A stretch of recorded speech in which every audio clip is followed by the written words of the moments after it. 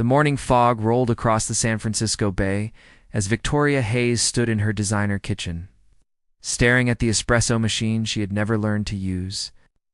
The penthouse apartment stretched behind her, all steel and glass and carefully curated emptiness. Somewhere in this 5,000-square-foot space, her husband Nathan Caldwell was probably on another video call, building his empire one algorithm at a time. She remembered when she used to build things too. Real things? Buildings that changed skylines and gave people homes. Victoria had graduated top of her class from Berkeley, spent 5 years at one of the most prestigious architecture firms in California. Her designs had won awards. Her blueprints had turned vacant lots into community centers. Affordable housing, spaces that mattered. That was 7 years ago. Before Nathan, the man who promised everything, they had met at a tech conference where Victoria's firm was presenting a sustainable housing project. Nathan had approached her after her presentation, his dark eyes intense with what she thought was genuine interest. He asked questions that made her think he actually cared about her vision for creating better living spaces. Through innovative design, their first date lasted 12 hours. He took her to a restaurant where they talked until closing, then walked through the city until sunrise. Nathan told her about his company, how he wanted to use technology to solve real problems, make the world better. She told him about her dream of designing affordable housing that did not sacrifice beauty for budget. Within 3 months, they were inseparable. Within 6 months, engaged. Nathan proposed on the roof of a building she had designed, telling her he wanted to spend his life building a future with her. The wedding was everything she had not wanted. 300 guests she barely knew, a dress that cost more than her first car. Nathan's business partners treating the ceremony like a networking event. But she had loved him, so she smiled through it all. When dreams turned to dust, the first year of marriage had been good. Nathan encouraged her to keep working, said he admired her passion. But slowly, things began to change. He started questioning her late nights at the office, asked why she needed to spend so much time on projects when they had enough money, suggested she could consult from home instead. At first, Victoria tried to make it work.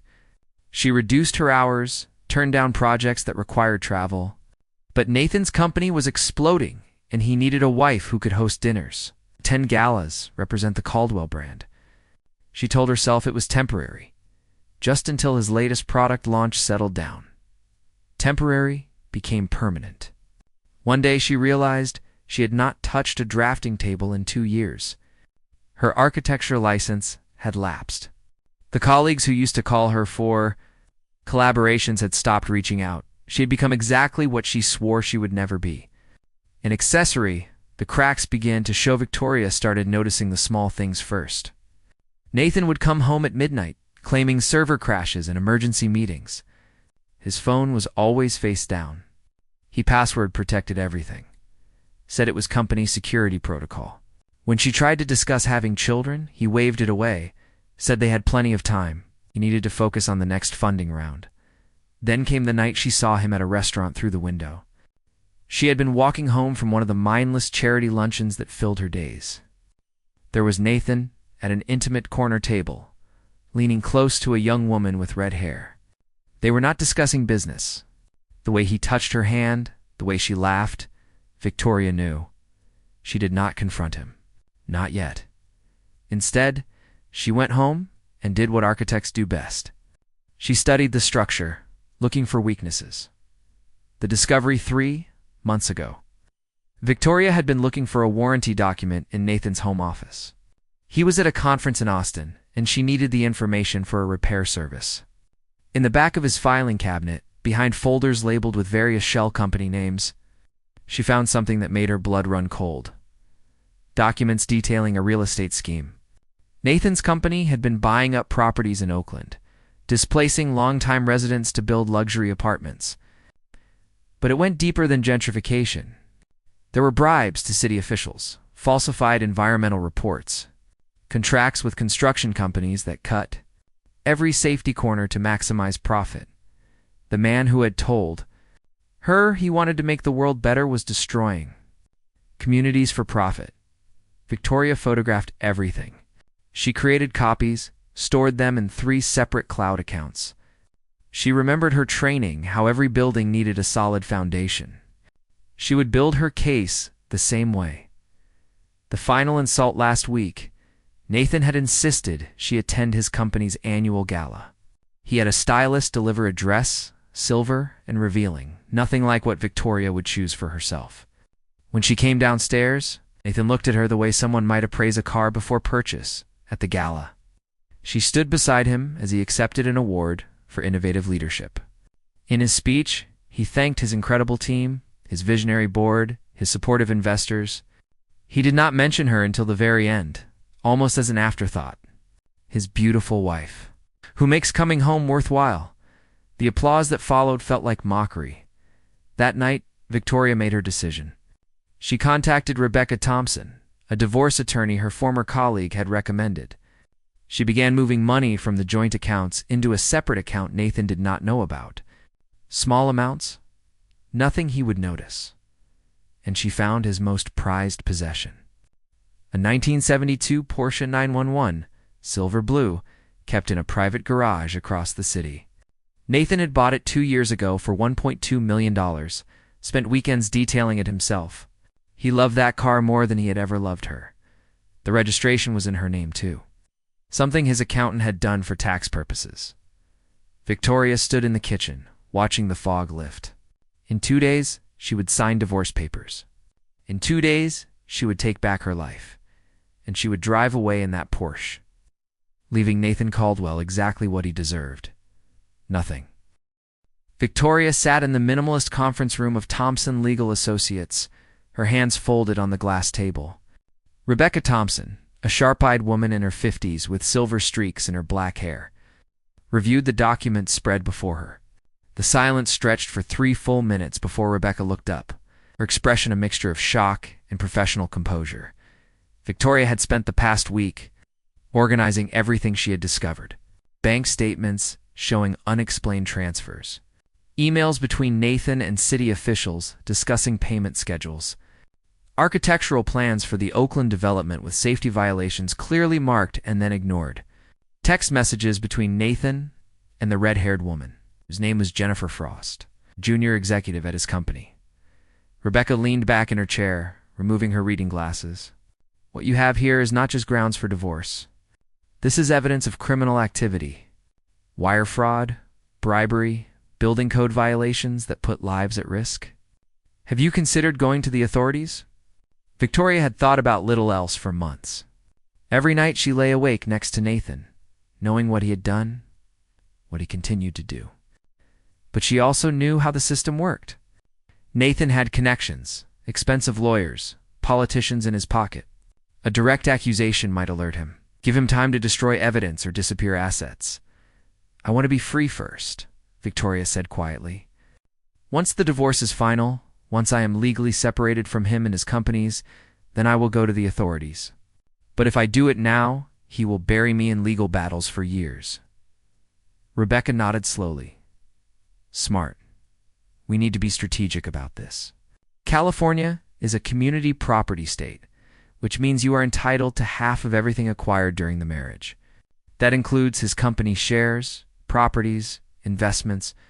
With what you have shown me, we can push for a very favorable settlement. Victoria shook her head. I don't want his money. I just want out. And I want to make sure he cannot come after me later. Rebecca smiled for the first time. Then we structure this carefully. We file for divorce on grounds of irreconcilable differences. We do not mention the criminal activity yet. We keep it simple, fast. You sign away claims to the company and most assets in exchange for a clean break and specific items. He will think he's getting away with something. What specific items? Victoria asked, though she already knew.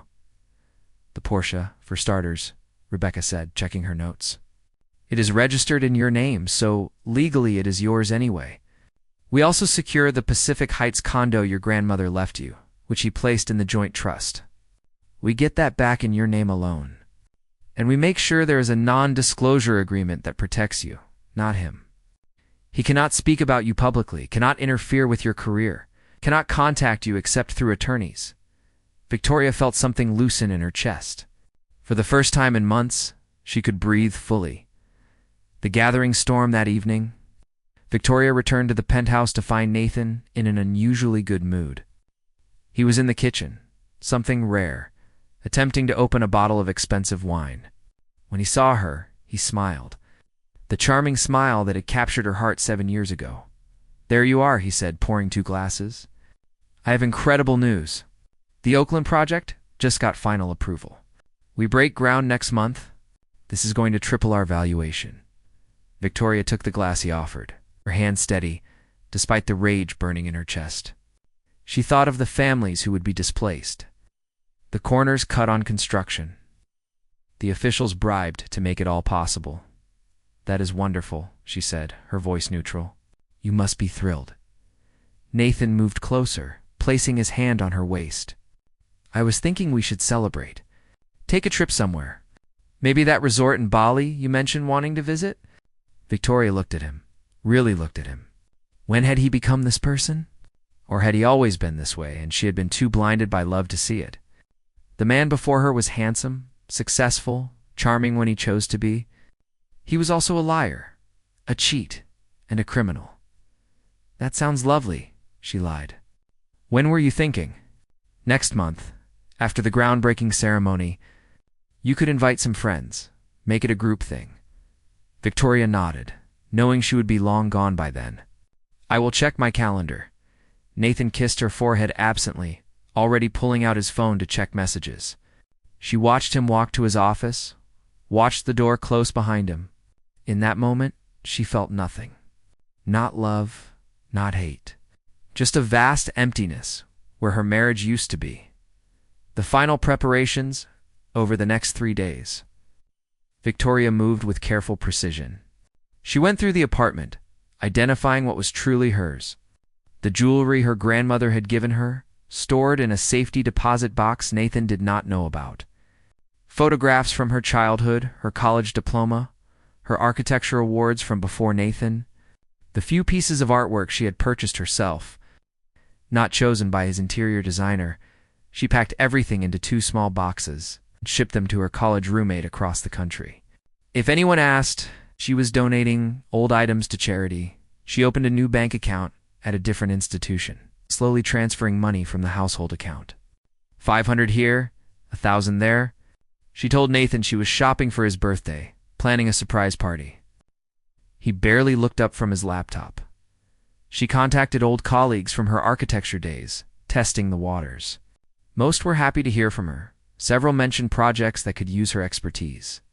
Victoria felt a spark of excitement she had not experienced in years. Her career was not dead, just dormant. Rebecca called on Thursday morning. "The papers are ready. Can you come by this afternoon?"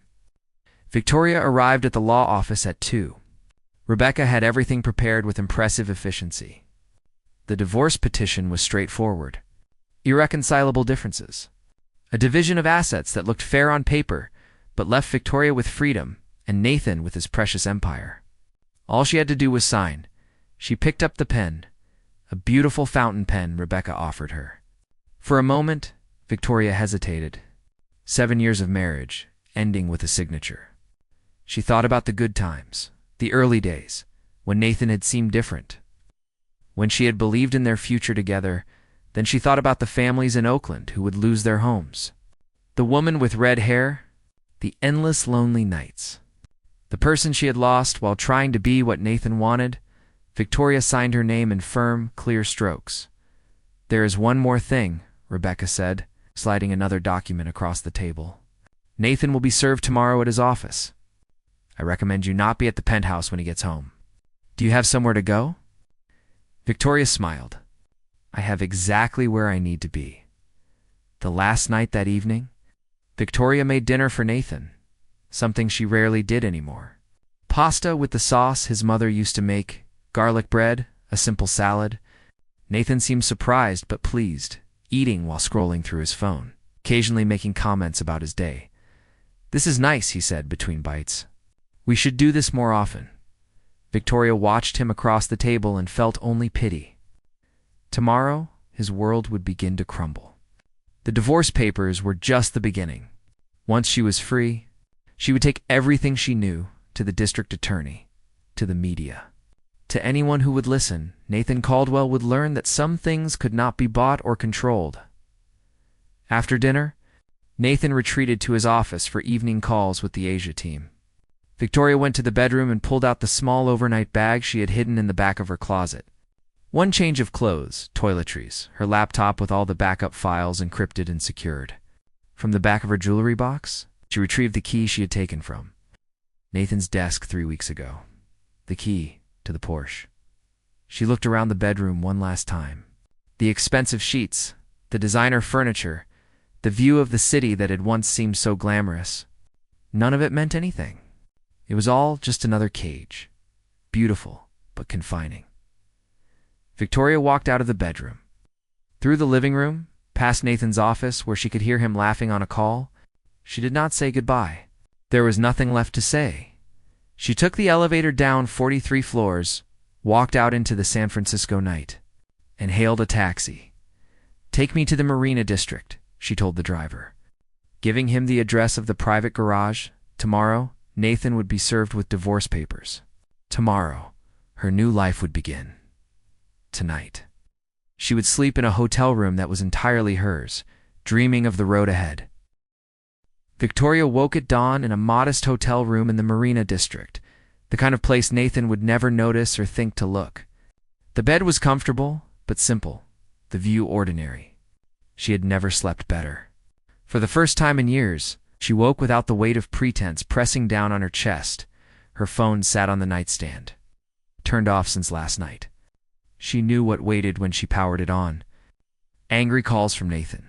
Threatening messages. Perhaps even attempts at manipulation, promises to change. Declarations of love that rang hollow after years of neglect. Victoria showered. Dressed in jeans and a simple cotton sweater. Clothes that were hers, chosen by her. She looked at herself in the bathroom mirror and recognized the woman staring back. Not the polished trophy wife in designer labels, but Victoria Hayes, architect. Daughter of 2 hard-working teachers from Sacramento. A woman who had built her own success before she forgot who she was. She made coffee with the small machine in the room. Sat by the window watching the city wake up. Somewhere across town, a process server was walking into Nathan's gleaming office building. Within the hour, he would know. The carefully constructed world he took for granted would begin to crack. Rebecca had texted late last night. Simple message. Everything is in motion. Take care of yourself. Victoria finished her coffee, packed her small bag, and checked out of the hotel. The morning air was crisp as she walked the 6 blocks to the private garage where Nathan kept his prized possessions. His collection included 4 vehicles, but only one mattered. The 1972 Porsche 911, silver blue with black leather interior, a machine Nathan loved more than anything else in his life, claiming what was hers the garage attendant. A young man named Carlos, who Victoria had met twice before when accompanying Nathan, looked up from his phone as she entered. "Mrs. Caldwell," he said. "Surprised, Mr. Caldwell did not mention you were coming by." Victoria smiled, keeping her voice steady and confident. "He is busy with meetings all day. I am picking up the Porsche." "We have plans this weekend." Carlos hesitated for just a moment. The Porsche was Nathan's baby, and everyone knew it. But Victoria's name was on the registration, something Nathan's accountant had arranged for tax purposes. Legally, she had every right to the vehicle. She pulled out the key, letting Carlos see it. "Nathan asked me to take it for a drive. Make sure everything is running smoothly. You know how particular he is about maintenance?" The mention of Nathan's obsessive care for the car seemed to reassure Carlos. He nodded, moving toward the climate-controlled bay where the Porsche sat under a custom cover. "Of course, Mrs. Caldwell. Let me get her ready for you." Victoria watched as Carlos removed the cover with practiced care, revealing the stunning vehicle beneath. The silver-blue paint gleamed under the garage lights, flawless and pristine. Nathan had spent countless hours detailing this car, treating it with more attention than he ever gave his wife. "She is all fueled up," Carlos said, opening the driver's side door. "Mr. Caldwell had me run her last week. Everything is perfect." Victoria slid into the leather seat. feeling the quality of the craftsmanship, the history embedded in every detail. This car was worth over $1 million, but its value to Nathan was beyond money. It represented success, status, control over beautiful things. Taking it was not about the money. It was about taking back power. She turned the key, and the engine roared to life with a deep, satisfying growl. The sound vibrated through her entire body, primal and exhilarating. Carlos stepped back, giving her a thumbs up. Drive safe. Mrs. Caldwell, Victoria pulled out of the garage into the morning sunlight, the Porsche handling like a dream beneath her hands. She had not driven a manual transmission in years, but the muscle memory returned instantly. As she shifted into second gear, accelerating onto the street, she felt something she had not experienced in far too long. Freedom. The phone call. Victoria was heading south on Highway 1. The Pacific Ocean spreading endlessly to her right when her phone finally rang. She had turned it on an hour ago, watching the messages flood in. 17 missed calls from Nathan, 12 voicemails, 23 text messages that progressed from confused to angry to desperate. She let this call ring through to voicemail, listening as Nathan's voice filled the car through the Bluetooth system. His tone was controlled, but she could hear the fury beneath Victoria. I don't know what game you think you are playing, but this is not funny. The divorce papers are ridiculous. We can talk about this like adults. Come home now. And where is the Porsche? Carlos said you took it. Bring it back immediately. That car is not yours to take. Victoria almost laughed at that last part. The car was legally registered in her name.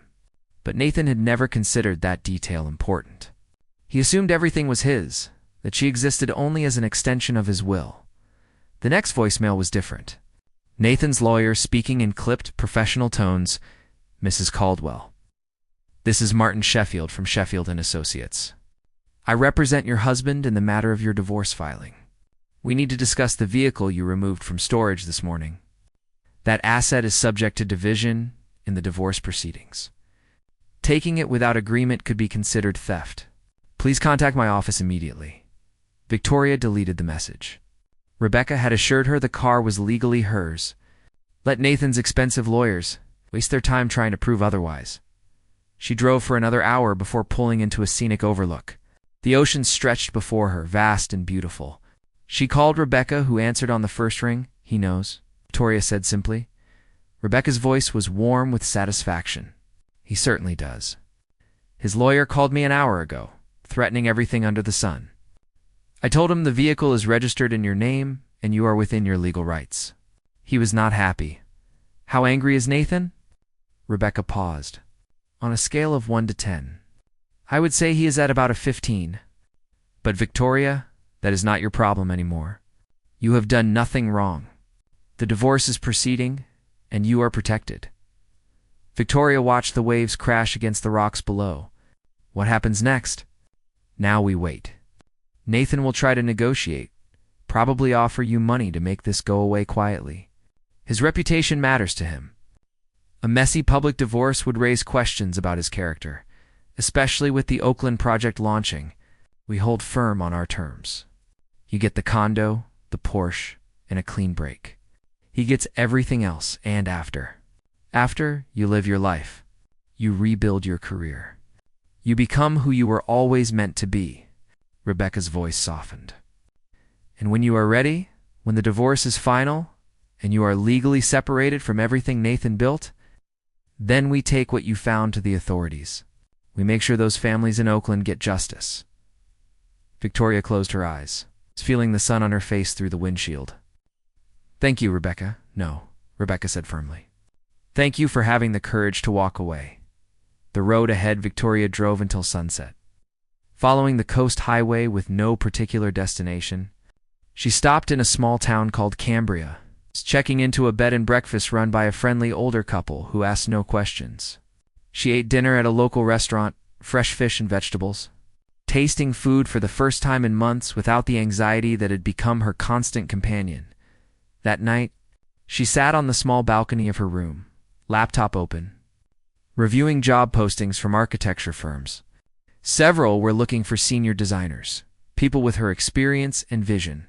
She drafted emails to 3 former colleagues, mentioning she was available for projects, keeping it casual and professional. Within an hour, 2 had responded. Both wanted to meet for coffee when she returned to the Bay Area. One mentioned a sustainable housing project in Berkeley that desperately needed her expertise. Victoria felt tears sliding down her cheeks. But they were not tears of sadness.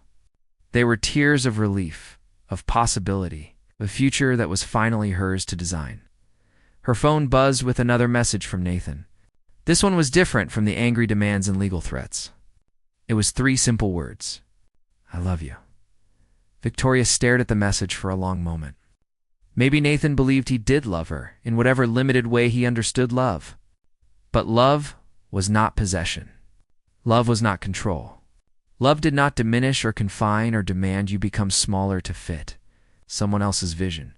She deleted the message without responding. 6 months later, the Berkeley project was everything Victoria had dreamed of creating. Affordable housing that did not sacrifice beauty or quality. A sustainable design that worked with the environment instead of against it. Community spaces that brought people together. She worked 14-hour days and loved every minute.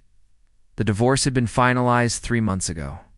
Nathan had settled quickly once Rebecca made it clear they were prepared for a lengthy court battle. He got his company, his penthouse, his reputation intact.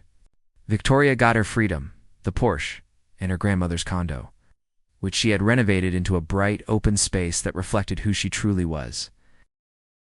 2 months after the divorce was final, Victoria had walked into the district attorney's office with everything she had gathered. Bank records, emails, architectural plans showing code violations, evidence of bribes and fraud. The investigation was ongoing, but word had leaked to the press. Nathan's company was under scrutiny, investors were nervous, and the Oakland project was delayed indefinitely while authorities investigated.